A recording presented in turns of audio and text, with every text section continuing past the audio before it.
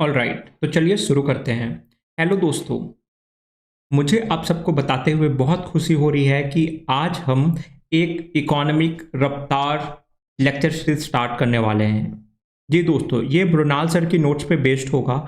And to be very honest, Mrinal sir notes is very very comprehensive and very very precise for our preparation for preliminary examination. तो ये जो रफ्तार series है दोस्तों Mrinal sir की, ये कंप्लीटली प्रीलिम्स बेस्ड है। एंड ये आप सबको, जो लोग 24 प्रीलिम्स में अपीयर कर रहे हैं, ये सब के लिए एक रिवीजन के लिए बहुत ज़्यादा हेल्पफुल होगी।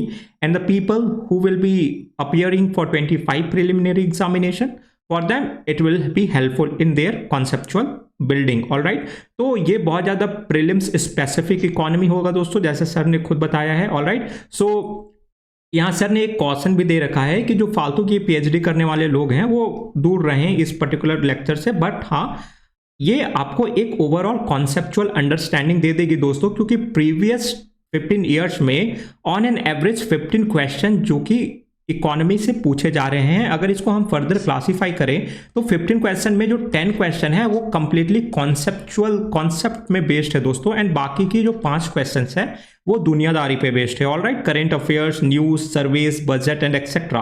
तो जो ये 10 क्वेश्चन है दोस्तों जो कॉन्सेप्ट पे बेस्ड है, वो आपको इस पर्टिकुलर लेक्चर सीरीज से पूरी मिल जाएगी। आपको इसके बियॉन्ड कुछ करने की जरूरत नहीं है। ये बात सर ने हमें एक ह्यूमरिस्टिक तरीके में बताया है। ऑलराइट, हम कॉन्सेप्ट में फोकस करेंगे। जो पार्ट्स हाईलाइटेड होगा, येलो हाईलाइटेड, वो बेसिकली कॉन्सेप्ट होगी, उस पर हम ज़्यादा फोकस करेंगे। एंड हम फिर वो करने के बाद हम ये इंडेक्स का हेल्प लेंगे दोस्तों। सर ने एक बहुत कॉम्प्रिहेंसिव इंडेक्स हम सबको दे रखा है।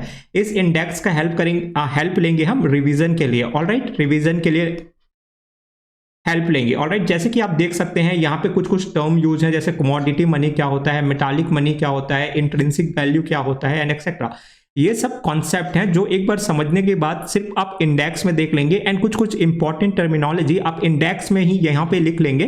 तो आप सिर्फ एक बार इंडेक्स देखेंगे तो आपको रिकलेक्शन हो जाएगी, आपको फिर से दोबारा से ये चीज करने नहीं पड़ेगी दोस्तों। एंड मैं आपको ये एश्योरेंस देता हूं, आप मेरे साथ इस लेक्चर को कंटिन्यू कीजिए। And once we finish this entire lecture series, आपके इकोनॉमिक जीएस पेपर 3 हो जाएगी comprehensively for both prelims and mains examination. Alright, so हम ये लेक्चर का स्ट्रक्चर ऐसे रखेंगे। टोटल ये जो रफ्तार सीरीज है दोस्तों सर की, वो 600 पेजेस की है। हम पर डे सिर्फ 30 मिनट्स करेंगे। ऑलराइट, आपसे को ज्यादा नहीं देना है, क्योंकि अभी प्रीलिम्स आ रहा है, आपको मंथली मैगजीन्स भी करनी होंगी, आपको करंट अफेयर्स करना होगा, सीए भी बहुत इंपॉर्टेंट हो गया दोस्तों। सो सिर्फ 30 मिनट प्लस आप इसको अनदर 15 मिनट्स आप इसको करंट अफेयर से सप्लीमेंट कर सकते हैं। ऑलराइट, सो हम अगर 30 मिनट की बात करें तो ऑन एन एवरेज 20 डेज हम लेंगे दोस्तों ये एंटायर रफ्तार सीरीज कंप्लीट करने में। ऑलराइट, एंड एक बार हम अगर कंप्लीट कर लेंगे उसको, तो इसके बाद मैं आपको बताऊंगा कि रिवीजन हमें कैसे करना है। एंड अगर हो सके तो हम साथ में रिवीजन भी कर लेंगे। Alright, so with this friends, let's get started with the Raftar series. And today we will be starting mainly with the concept number 1, which is based on the concept of what is barter system. All right, what is barter system? So ये सब concept दोस्तों prelims के लिए इतना important नहीं है, mains के लिए इंपॉर्टेंट हो सकता है, but just have a gist of it कि बार्टर सिस्टम क्या होता है। So it was introduced by Mesopotamian tribes, right, not very important. So it is basically a system based on exchange of goods with goods. Alright, आप एक चीज देके दूसरी चीज, एक वस्तु देके दूसरी वस्तु को जब एक्सचेंज करते हैं उसे हम बार्टर सिस्टम कहते हैं। बट इस बार्टर सिस्टम में कुछ चुनौतियां हैं दोस्तों, कुछ चैलेंजेस हैं, जैसे double coincidence of want. Double coincidence of want क्या होता है दोस्तों? अगर लेट्स से मुझे एक टेबल चाहिए एंड मेरे पास एक बोरी राइस है, राइट, तो मुझे ढूंढना पड़ेगा कि एक टेबल कौन दे सकता है मुझे एक बोरी राइस के बदले में, right. This is what is the double coincidence of want, जो ढूंढना बहुत मुश्किल हो जाता है, right. So this is the first challenge. Second challenge is search of cost and transaction cost is very high, like search cost and transaction cost is very high, right. We have to search who is willing to barter with me the particular good in exchange of the good that he is wanting to sell, right। एक बोरी rice के बदले में मुझे कौन एक table दे सकता है। so the search cost of this individual is very high, all right। तो third is the storage of perishable commodities, right। so let's say मेरे पास वेजिटेबल है, मैं एक फार्मर हूं, मैं वेजिटेबल उगाता हूं। तो वेजिटेबल क्या होता है, ये पेरिशेबल गुड होता है दोस्तों, ये सड़ सकता है, राइट। तो इसीलिए इसे हम ज़्यादा दिन तक स्टोर नहीं कर सकते, राइट। इससे क्या होगा, हम इसे बहुत ही कम दाम पे ट्रेड ऑफ कर देंगे, राइट। इससे क्या होगा दोस्तों, इसका जो वैल्यू है वो लॉस हो जाएगा। तो ये थर्ड इशू है। And fourth issue is it doesn't encourage specialisation and division of labour. इसका मतलब क्या होता है, कोई भी कुछ भी कर सकता है, इसमें कोई specific specialisation and division of labour नहीं होता दोस्तों। तो इसी बार्टर सिस्टम अगर एक प्रॉब्लम थी तो उसके सॉल्यूशन में मनी निकल के आया सोसाइटी में दोस्तों, राइट। पैसे जो आज हम यूज करते हैं, राइट। तो मनी क्या है, एक मीडियम एंड एक इंस्ट्रूमेंट ऑफ यूज है। एंड मनी के तीन फंक्शंस हैं, राइट। तीन फंक्शंस में सबसे पहला आता है दोस्तों प्राइमरी फंक्शंस। प्राइमरी फंक्शंस क्या होते हैं दोस्तों, प्राइमरी फंक्शंस के फर्दर दो टाइप्स होते हैं। प्राइमरी फंक्शन जो मनी की होती है is a measure of value, right. What is the measure of value, let's say 1 KG Apple की, 1 केजी एप्पल की मेजर हम रुपीस में करेंगे, let's say 200 rupees per KG, right. ऐसे ये एक मेजर ऑफ वैल्यू है। दूसरा, money is used as a medium of exchange. आप 200 रुपए देके 1 केजी एप्पल ले सकते हैं, right. So this is the primary function. The secondary function is that it can be used as an store of value, right. आप 200 रुपए रखेंगे तो ये कल भी 200 होगा, परसों भी 200 होगा, इंस्टेड ऑफ 1 केजी एप्पल। आज अगर 1 केजी एप्पल है, वो कल सड़ के उसकी वैल्यू कम हो जाएगी, राइट। लेकिन जो मनी है उसकी वैल्यू कम नहीं होगी। It can also be used as a transfer of value दोस्तों। ट्रांसफर ऑफ वैल्यू क्या होता है, let's say I am in Delhi and I want to transfer the value of 1000 rupees to my parents in somewhere, right? So I can transfer money as a transfer of value. The third one is deferred payment. What is deferred payment? So let's say money 1000 है, right. 1000 की मुझे एक phone खरीदनी है, एक mobile phone खरीदनी है, right. तो इस मोबाइल फोन को मैं एक साथ नहीं देके इसकी मैं डिफर्ड वैल्यू बना सकता हूं, डिफर्ड पेमेंट कर सकता हूं, let's say 250 into 4 instalments, right. So this is how we defer payment, right. So ये है तीन फंक्शन दोस्तों। फिर आती है कंटिंजेंट फंक्शन। कंटिंजेंट फंक्शन का मतलब क्या होता है दोस्तों, इमरजेंसी फंक्शन, राइट। मनी की क्या इमरजेंसी फंक्शन हो सकती है। तो first is the basis of credit system. Basis of credit system क्या होता है दोस्तों, as we know in the financial market share, bond and etcetera are purchased and sold using the money, right. So it can be used as a basis of credit system. The second function is employing factor of production, right. So factors of production क्या होते हैं दोस्तों, जैसे कि हो गया land, labour, capital, entrepreneurship, right. So जब हम कोई भी लैंड को लेते हैं तो हम इसके लिए क्या देते हैं, हम इसके लिए रेंट पे करते हैं, राइट। तो रेंट हम कैसे पे करते हैं, हम मनी में पे करते हैं। नेक्स्ट फैक्टर ऑफ प्रोडक्शन है लेबर। जब हम लेबर हायर करते हैं तो हमें क्या देते हैं, हम उन्हें वेजेस देते हैं, राइट। हम वेजेस कैसे देते हैं, हम वेजेस उन्हें मनी में देते हैं, again, right. So the third one is capital. जब हम कोई कैपिटल मार्केट से लेते हैं तो हम उस पर इंटरेस्ट पे करते हैं। एंड इंटरेस्ट हम कैसे पे करते हैं, हम इंटरेस्ट भी मनी से पे करते हैं, right. So this is how the money can be used as an contingent function. The third one is creation and redistribution of national income by taxation, right? So redistribution कैसे करते हैं हम, basically money के through करते हैं। हम taxes कैसे collect करते हैं दोस्तों, हम मनी के फॉर्म में करते हैं, चाहे वो डायरेक्ट टैक्सेस हो या इनडायरेक्ट टैक्सेस हो, राइट। दोनों हम मनी के फॉर्म में कनेक्ट करते हैं एंड उसे डिस्ट्रीब्यूट भी वैसे ही करते हैं through direct benefit transfer, through cash transfer and through other government subsidies, right. So this is how the contingent function of the money looks like, alright. So money की evaluation and उनकी types क्या है दोस्तों, right. सो money का evolution कैसे हुआ, हम barter system से अभी मनी की बात कर रहे हैं, राइट। तो सबसे पहले पिक्चर में आया कमोडिटी मनी, राइट। हम देखेंगे कमोडिटी मनी क्या है। फिर आया मेटालिक मनी, फिर आया paper token money, right. Fiat currency जो आज भी बहुत ज्यादा यूज में है, राइट। फिएट करेंसी जो 2000 के नोट्स है, 500 के notes and etcetera, this are basically fiat money, right. The fourth one is bank money, deposit money and etcetera, right. And the fifth one and the most latest one is the crypto currency. So this is how the evolution of money has taken place. ऐसे हुआ money का evolution, alright. सो आइए देखते हैं सबसे पहले commodity money क्या है, ऑलराइट। सो कमोडिटी मनी बेसिकली, जैसे कि आप उस वर्ड से ही समझ सकते हैं दोस्तों, कमोडिटी क्या होती है, कमोडिटी होती है एक वस्तु, ऑलराइट। एक चीज होती है, एक वस्तु होती है, वस्तु। एंड ये वस्तु को हम कैसे एक्सचेंज कर सकते हैं दोस्तों, एक वस्तु को हम जब दूसरे वस्तु के साथ एक्सचेंज करते हैं, this is basically a commodity money, alright. तो लेट्स से अगर मुझे 1 किलो सोना चाहिए, राइट, तो मैं उसको 1000 किलो आयरन नेल्स के साथ जब एक्सचेंज करूं, राइट, तो वो होती है commodity money, right, where the commodity can be used as an store of value. Iron nails हो गया, बेयर पेल्ट्स हो गया, कोकोआ बिन्स हो गया, वेल टीथ हो गया, गोल्ड नगेट्स हो गया, ये सारे क्या है, कमोडिटी मनी है, they can be used as an store of value, right. But इसके साथ एक प्रॉब्लम क्या था दोस्तों, ये पेरिशेबल है, right. Cocoa beans and etcetera they can not be restored for longer period of time, right, they can not be used for longer period of time, इसीलिए वो पेरिशेबल हुआ करती हैं, वो नाशवान हुआ करती हैं दोस्तों, इसीलिए इसका एक प्रॉब्लम है, it is not uniform, right, not uniform in the sense, let's say the cost of cocoa beans is 5 rupees in India, right? Similarly, the cost of cocoa beans is rupees 10 in Indonesia, right? Indonesia. तो यहाँ पे क्या है, इनकी value जो है cocoa beans की वो यूनिफॉर्म नहीं है, तो इससे क्या होगा, एक डिस्क्रिमिनेशन, एक डिसप्रोपोर्शन इन एक्सचेंज क्रिएट होगा डिफरेंट कंट्रीज में, राइट। तो ये एक और प्रॉब्लम है, it is not pure, again we can not guarantee the purity of the commodity money, right, foreigners में नॉट एक्सेप्ट इट, राइट। तो let's say we are already producing cocoa beans, why do we want cocoa beans from Indonesia, right. So this is how we can refuse to accept cocoa beans as an commodity money. तो ये बहुत ज्यादा problems आते थे, इसीलिए फिर आया metallic money, right. इस पर्टिकुलर प्रॉब्लम को सॉल्व करने के लिए आया दोस्तों metallic money, where a particular metal with intrinsic value was to be used as an medium of exchange, right. So इसका स्टार्ट कैसे हुआ था दोस्तों, इसका इनिशिएशन कैसे हुआ था।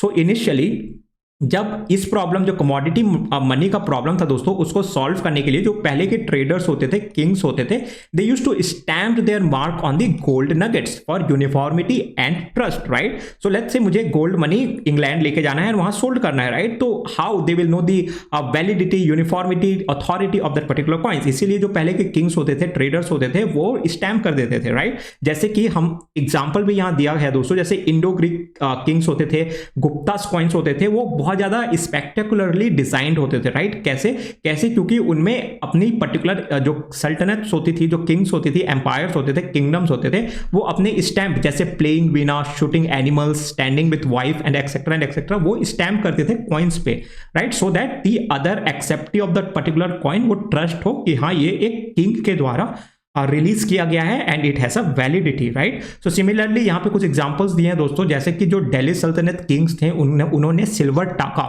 एक सिल्वर की टका, राइट, टका जो आज भी बांग्लादेश में यूज होती है, सो this is a silver coin which was used, right. So silver here is a metal, right, and the silver taka was released by Delhi Sultanate kings. Then similarly Sher Shah Suri has released rupiah, right, rupiah which was a silver coin, and Akbar launched muhar, right. So these are the some of the metallic money which was released by the some of the most important empire of our India, right. So then came the metallic money, right. Metallic money again was divided into two types. The first was full bodied money and second was token money, all right. Full bodied money and token money. हमने metallic money देखा दोस्तों, where a metal was used as a money for the medium of exchange, right. अब हम देख रहे हैं कि जो metallic money है वो again दो टाइप में divided है। तो फर्स्ट जो है दोस्तों वो है full body coin and the second one is the token coin। तो हम देखेंगे full body coin क्या है। So full body coin का सबसे इंपॉर्टेंट चीज है दोस्तों कि full body coin की एक intrinsic वैल्यू होती है, राइट, एक इंट्रिंसिक वैल्यू होती है विच इज इक्वल टू और more than its face value, right. So equal to और more than its face value, right. So let's say ये एक गोल्ड है, राइट, ये 1 ग्राम गोल्ड है एंड 1 ग्राम गोल्ड का प्राइस है दोस्तों लेट्स से 10 रुपए, राइट, 10 रुपए उस टाइम की मैं बात कर रहा हूँ। आज की तो it's about like 10 grams gold is 55,000, so 1 gram will be around 5,500 और 6,000, ऑलराइट। सो जो इसकी इंट्रिंसिक वैल्यू होगी दोस्तों वो आइदर इक्वल या मोर देन इट्स फेस वैल्यू होगी। तो ये जो कॉइन का वैल्यू होगा दोस्तों ये होगा 10 रुपए, राइट। अगर गोल्ड की इंट्रिंसिक 1 ग्राम की गोल्ड की जो वैल्यू है अगर वो 10 रुपए है, तो लेट्स से ये कॉइन है वो 1 ग्राम गोल्ड से बना है, तो इसका भी जो वैल्यू होगा वो 10 रुपए होगा and this is how it can be used as a medium of exchange. But जो फुल बॉडीड कॉइन्स थी दोस्तों, इसका एक प्रॉब्लम था एंड वो प्रॉब्लम क्या था, डिबेसमेंट का। जैसे कि अगर जो जैसे एम्पायर डिक्लाइन में जाते थे दोस्तों, जैसे उनकी किंगडम, उनकी इकोनॉमी डिक्लाइन होती थी, तो ये लेट्स से ये जो कॉइन होते थे उनकी डिबेसमेंट कर देते थे। वो 1 ग्राम गोल्ड ना यूज करके वो आधा ग्राम 0.5 ग्राम गोल्ड यूज करते थे, बट उनकी जो वैल्यू थी राइट, उनकी जो फेस वैल्यू थी वो चेंज नहीं करते थे, राइट, तो प्रॉब्लम होने लग जाता था। जैसे कि एग्जांपल है Aurangzeb and Roman kings, right, when their empire started to decline, उन्होंने डिबेसमेंट कर दिया बट उनकी फेस वैल्यू वही रही, right. And second type of जो कॉइन्स होते हैं दोस्तों वो होते हैं टोकन कॉइन्स। टोकन कॉइन्स का मतलब क्या होता है दोस्तों, इसकी जो इंट्रिंसिक वैल्यू होती है वो बहुत कम होती है, right. So in 1330s Tughlaq token coins, right, they have introduced their token coin for as an experimentation, right, which was an epic fail, right. So again, what is the reason, you have to again see that in the history. So Tughlaq coin, but basically I'll give you a story दोस्तों। उस time हुआ क्या था, उस time ये हुआ था, जो टोकन कॉइन होती है दोस्तों ये बेसिकली एक एलॉय से बनी होती है, राइट, एलॉय से, that is basically a mixture of different metals, right, steel, tin, copper, silver and etcetera, ये सब मिक्स करके वो लोग एक एलॉय बनाते थे जिससे कॉइन बनता था। बट लेट्स से ये 50 पैसा का कॉइन था दोस्तों, ये 4 ग्राम स्टील से बना होता था। आप अगर ये 4 ग्राम स्टील को आज मार्केट में बेचेंगे तो इसकी कॉस्ट मोर देन 50 पैसा होगी, right. So the intrinsic value was more than the face value of it, right. This is why लोग क्या होता था, लोग इसको मेल्ट करके, जितने भी इंडिया में भी जो कॉइन होते थे दोस्तों उसको मेल्ट करके मार्केट में बेचने लग जाते थे एज ए स्टील, राइट, वो ज्यादा वैल्यू उन्हें मिलता था। तो इससे क्या हुआ, इससे क्यूप्रोनिकल मेटल यूज्ड में होने लग गया, राइट, वो इंट्रोड्यूस्ड किया हमारे गवर्नमेंट ऑफ इंडिया ने। जैसे कि कॉइन्स जो रिलीज करती है वो गवर्नमेंट ऑफ इंडिया रिलीज करती है दोस्तों, सेंट्रल गवर्नमेंट रिलीज करती है, तो उन्होंने क्यूप्रोनिकल मेटल इंट्रोड्यूस किया to discourage melting, all right. So ये सब रेगुलेट करता है दोस्तों coinage act of 2011, right, and this particular act also prohibits melting of coins, all right. So अब इंट्रिंसिक वैल्यू क्या होता है दोस्तों, intrinsic value of a coin क्या होता है, राइट, ये भी एक कॉन्सेप्ट है जो बहुत इंपॉर्टेंट है, all right. So every metal has an intrinsic value, all right, सबकी एक इंट्रिंसिक वैल्यू होती है, क्योंकि अगर हम लेट्स से 10 ग्राम गोल्ड को बेचेंगे मार्केट में तो हमें उस 10 ग्राम गोल्ड का जो भी मार्केट प्राइस होगा वो पैसा मिलेगा। तो ये 10 ग्राम गोल्ड का लेट्स से अगर 50K आज मार्केट रेट है तो 50,000 इसकी इंट्रिंसिक वैल्यू है, right. So metallic money it is used as a money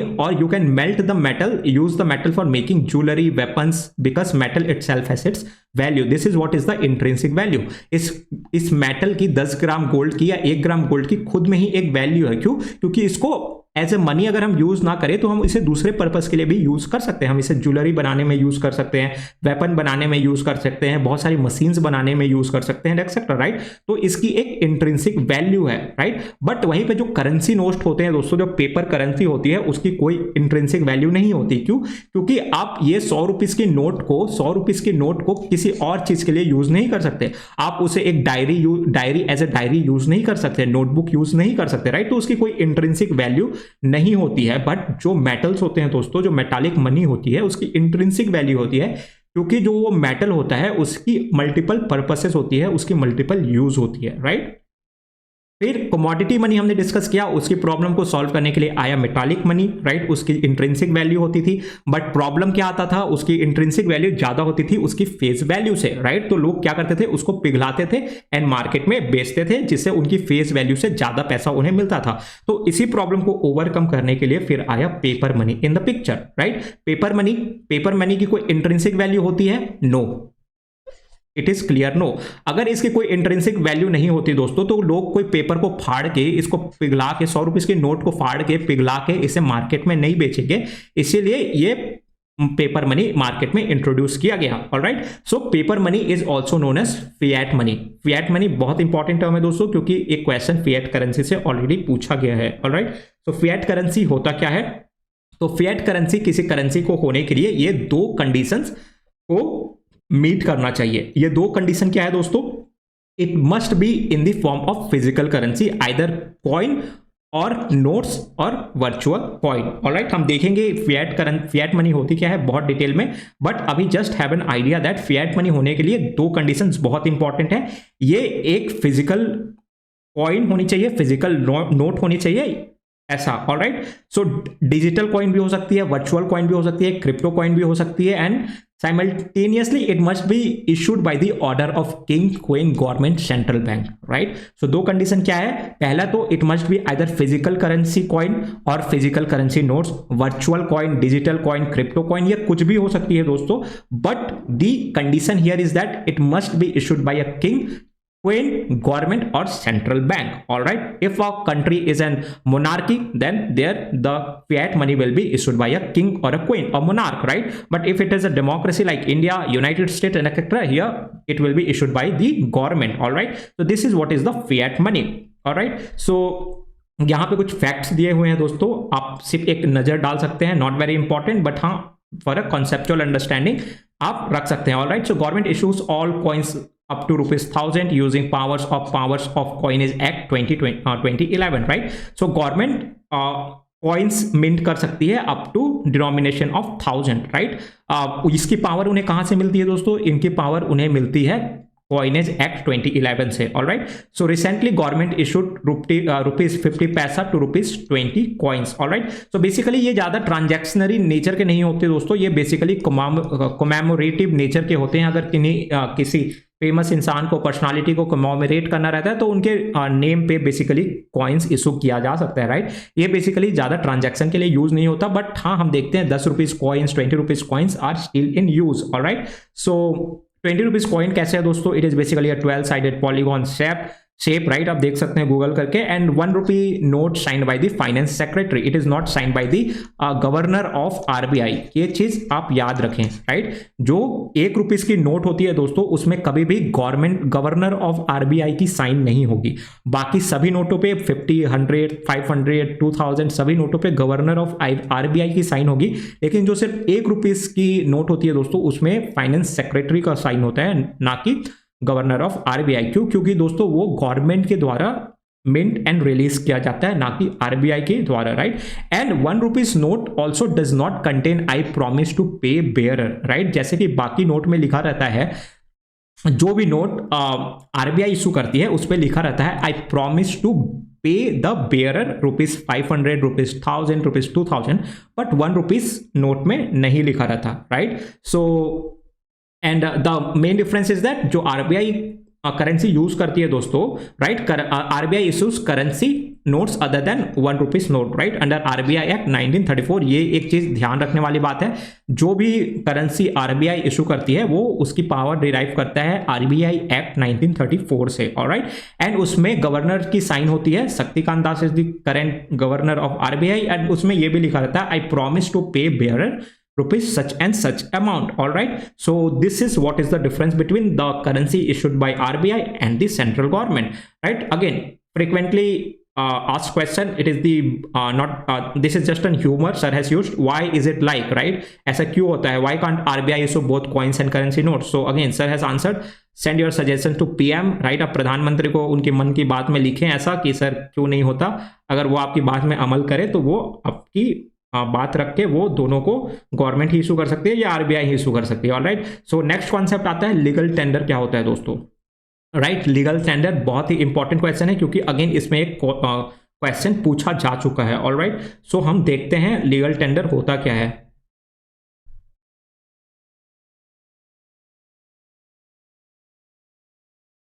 alright, सो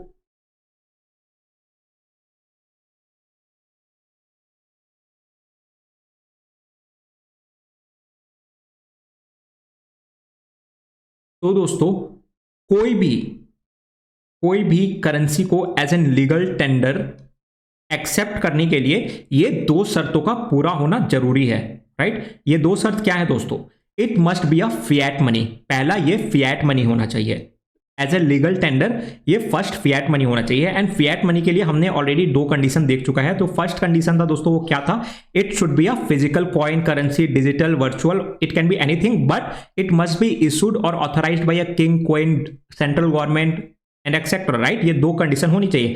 तो वैसे ही लीगल टेंडर के लिए फर्स्ट कंडीशन है ये एक फिएट मनी होना चाहिए। ऑलराइट, एंड सेकंड कंडीशन है दोस्तों it must be legally valid for all debts transaction throughout the country, right? Others other party can't refuse to accept it, right? So let's say ये 50 rupees का note है, ये all over India में as an debt payment के लिए valid होना चाहिए। अगर मैं 50 रुपए की एक बॉटल खरीदता हूं तो मैं ये 50 रुपए उसे दे सकता हूं एंड वो सामने वाला मना नहीं कर सकता, वो उसे रिफ्यूज टू एक्सेप्ट नहीं कर सकता। सो this is what is the legal tender, alright? So let's see some of the examples of legal tender, right? So the first one is the Indian rupee coins, notes, central bank digital currency, right? So is it in the form of a physical coin or physical note or digital coin that can be measure value? Yes, absolutely it is. All right, it is based, is it issued by the central bank, government, kings, queen and etc.? Yes, absolutely it is issued by the central bank of our country, that is RBI. Is it fiat money? Yes, it is fiat money. Why? Because they both are authorized by the government of India. All right, at present, is it legally valid for transaction in India as per the Coinage Act or the RBI Act? Yes, it is legally acceptable all over the India, right? Is it legal tender in India?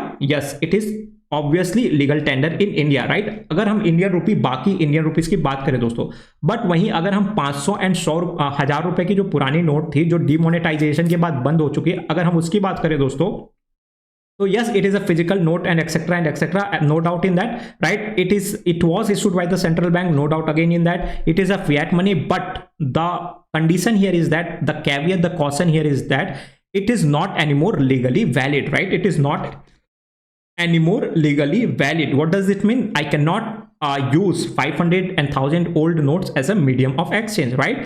So again, it is legal tender? No, it is not a legal tender. Why? Because anyone can refuse to accept the old 500 and 1000 notes, right? Similarly, dollar, yuan, yen and etc, you can just pause the video and have a look of this particular table. This will give you a conceptual understanding by few examples. All right, so is Bitcoin a fiat money? Right? Is Bitcoin a fiat money? So no, Bitcoin is not a fiat money दोस्तों, right? It is a legal tender in few countries like El Salvador and etc, but it is an exception, right? So in prelims a confusion question can be asked, that is Bitcoin is a fiat money, right? No, it is not. Why? Because Bitcoin is a private company दोस्तों. It is used by a private company. It is issued by a private company. We are just, the people have just authorized to accept it as a medium of exchange, right? It is not issued by any central government and any monarchy, right? So this is not a fiat money. And few countries like El Salvador and etc, they have just accepted, they have just legalized to use Bitcoin in their countries as a medium of exchange, but that is very, very exception, right? So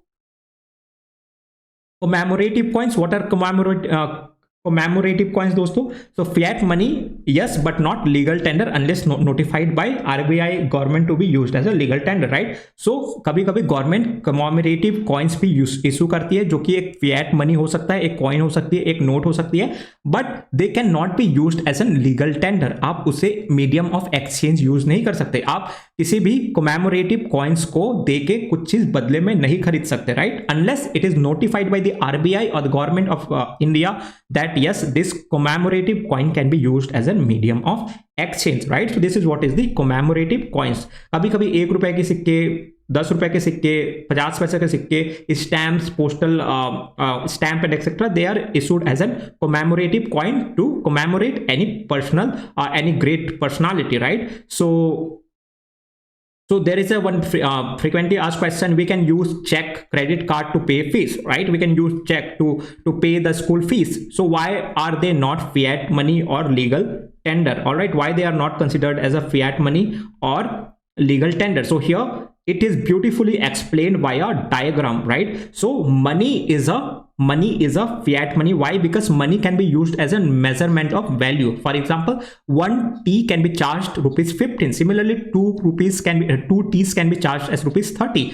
3 teas can be charged as rupees 45, right? But one teacup cannot be charged as 1 check. 2 teacups cannot be charged as 2 checks. 3 it cannot be charged as 3 check and etc, right? So check itself is not a money, but it is a tool or instrument to use money, right? So let's say if you want to pay rupees 50, you can use this particular check and write down that I promise to pay to the bearer rupees 50, right? So this is how the check can be used as a medium of the money, all right, but it is not a value in itself. That is why check and etc they cannot be used or considered as a legal tender, all right. You cannot directly pay rupees 50 or something by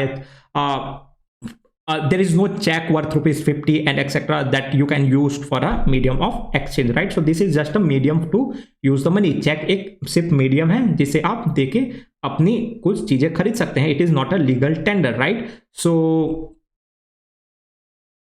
there are two types of legal tender. The first one is limited and the second one is unlimited, all right. What is limited legal tender? So limited legal tenders, दोस्तों, what are the limited legal tenders? So limited legal tenders are those in which recipient can refuse accepting payment beyond a limit, right? अगर आप let's say आपको 1 लाख की payment करना है, 1 लाख की payment करना है, राइट? लेट्स से आपको 1 लाख की बाइक खरीदनी है, बट आप सोच रहे हैं कि मैं उस शोरूम वाले को 1 लाख की कॉइन दूं, 1 लाख की एक रुपीस की कॉइन दूं, राइट? आप इस 1 लाख को 1 रुपीस के कॉइन से पेमेंट करेंगे तो आपको 1 लाख कॉइन उसे देना पड़ेगा, राइट? तो that is beyond someone's limit to accept the 1 rupee coin. इसीलिए जो रेसिपिएंट है वो उसे रिफ्यूज कर सकता है to accept it, right? So this is what is the limited legal tender, where the recipient can refuse to accept the payment in the money, right? But when we talk about unlimited legal tender, there is no such restriction, right? So the seller, the recipient has to accept it, right? You can pay the 1 lakh amount in rupees 200 notes, you can pay 1 lakh amount in rupees 100 notes, you can pay 1 lakh amount even in rupees 50 notes, right? Here the recipient have to accept the currency, right? So this is what is the unlimited legal tender, all right? So unlimited, ये जो recipient can refuse accepting payment beyond, ये जो limited tender है दोस्तों, इसकी authenticity, इसकी validity कहां से आती है? Again coinage act of 2011, right? 2011. So the coinage act of 2011 says that paper notes rupees 1 तक की इशू की जा सकती है, कॉइन्स रुपीस 1 एंड अबव. अब ये सब आप पढ़ लेना दोस्तों, ये सब उतना इंपॉर्टेंट नहीं है. एंड अगेन अनलिमिटेड ये कहां से आता है दोस्तों? अनलिमिटेड जो लीगल टेंडर आता है वो कहां से आता है? आरबीआई एक्ट 1934 के सेक्शन 26 से आता है, that every bank note is legal tender in India, alright? They can be used for settling any amount of debt in India, alright? So this is something which is very important and needs to be remember, that unlimited legal tender आता है RBI act 1934 से and limited legal tender आता है coinage act of 2011 से, alright? So but यहाँ पे एक important चीज है दोस्तों, यहाँ पे बताया गया है कि रियल लाइफ में अकॉर्डिंग टू फाइनेंस एक्ट 2017 में cash transfer for less than rupees 2 lakh allow है, ऑलराइट? आप सिर्फ रुपीज 2 लाख के नीचे तक ही कैश ट्रांसफर कर सकते हैं. उसके बियॉन्ड अगर आपको पेमेंट करना है तो आप एक डिमांड ड्राफ्ट, नेफ्ट एक्सेट्रा का यूज कर सकते हैं, वरना आपको पेनाल्टी लग सकती है. क्यों ये रूल क्यों लेके आया गया दोस्तों? बेसिकली पहले लोग क्या करते थे, बहुत ज्यादा अमाउंट की कैश पेमेंट किया करते थे, जिससे टैक्स की बहुत चोरी होती थी, राइट? आपने लेट्स से 10 लाख का कैश दिया, 10 लाख का आपका कैश दिया, बट जो रेसिपिएंट है उसने सिर्फ टैक्स भरा 5 लाख रुपीस में, राइट? वो बाकी के 5 लाख का जो कैश है उसे छुपा सकता है. बट अगर वही 10 लाख की कैश आपने चेक से दिया है तो उसका bank can show the transaction, right? And hence the recipient can not evade the tax. इसीलिए ये रूल लेके आया गया था दोस्तों, as per the finance act of 2017, that the cash transfer only less than rupees 2 lakh will be valid, right? Beyond this it will be considered as an considered for penalty, all right? So this is what is the real life thing about the unlimited legal tender, right? So these are the questions that you can have a look of. There are 2 questions which was asked related to legal tender, all right? So which correctly describes the meaning of legal tender? Money, all right, pre 2018, the money which is tendered in courts of law to defray the fee of legal cases, right? So I don't know, like you guys have to answer me in the comment section, right? Which option is the right? The money which a creditor is under compulsion to accept in settlement of his claims. The third option is the bank money is in the form of checks, draft, bills of exchange, etc. The fourth one is metallic money in circulation in a country, all right? So again, the answer here will be